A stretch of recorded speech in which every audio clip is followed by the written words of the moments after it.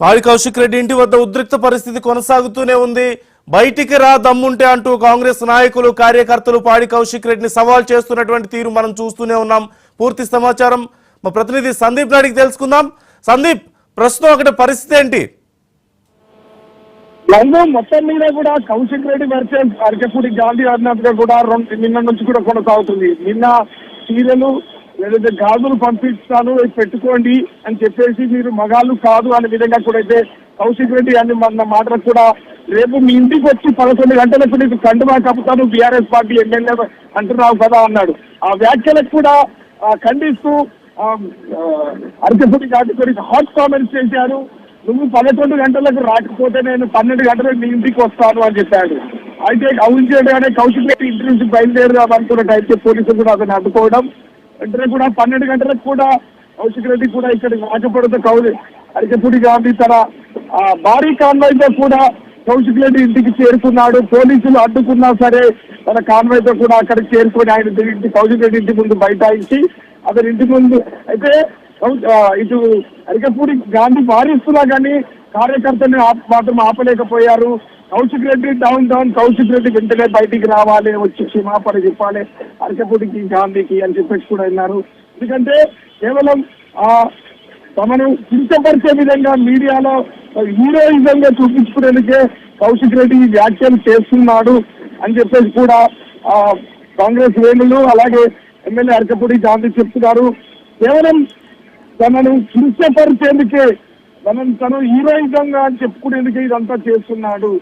BRS పార్టీలో కూడా భ్రష్టు పట్టించారు, అందరినీ సైడ్ ట్రాక్ చేయించారు. తను 3 సార్లు గెలిచిన ఎమ్మెల్యేని కౌశిక్ రెడ్డి మాత్రం సెంటిమెంట్ తో మాత్రమే గెలిచాడు అని చెప్పేసి కూడా అరకపూడి గాంధీ ఆరోపిస్తున్నారు. నందు మొత్తం మీద చూసుకున్నట్టయితే ఇక్కడ కౌశిక్ రెడ్డి ఇంటిని ముట్టడించారు కాంగ్రెస్ శ్రేణులు.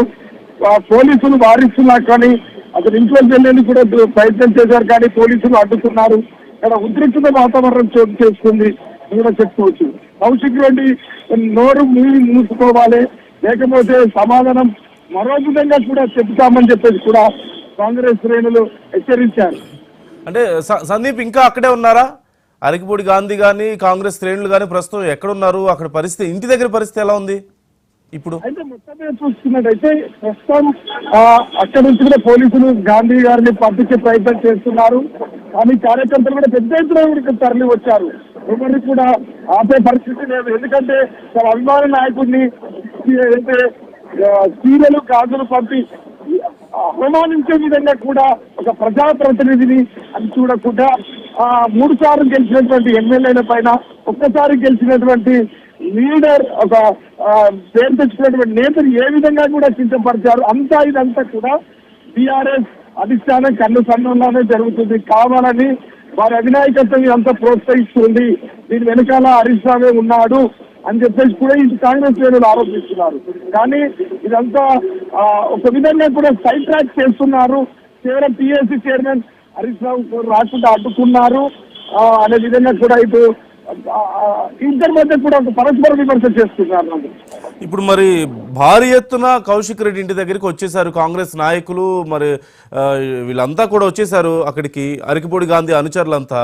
మరి కౌశిక్ రెడ్డి పరిస్థితి, నెక్స్ట్ యాక్షన్ ప్లాన్ ఏంటి? కౌశిక్ రెడ్డి దీని మీద ఏమైనా కంప్లైంట్ ఇచ్చే అవకాశం ఉందా?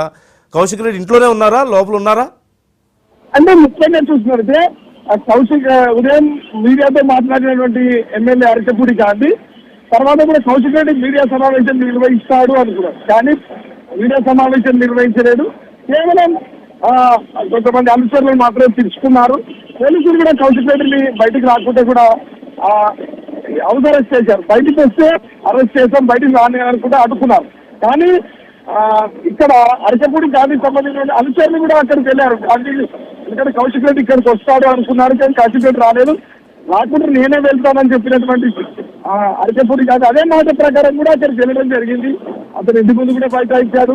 కార్యకర్తలు కూడా కొద్దిగా అతని ఇంటిపై కూడా టమాటాలు గుడ్లు కూడా విసరడం జరిగింది. ఎందుకంటే ఎమ్మెల్యేని అవమానపరిచాడు అనే అంత కారణంతోనే కూడా ఇదంతా చేశారని చెప్పేసి కూడా వారు ఆరోపిస్తుంది. ఓకే, అంటే ఇప్పుడు అంటే ఇంత గందరగోళం మధ్య ఫర్దర్గా పరిణామాలు ఎలా ఉండే అవకాశం ఉందంటారు సందీప్?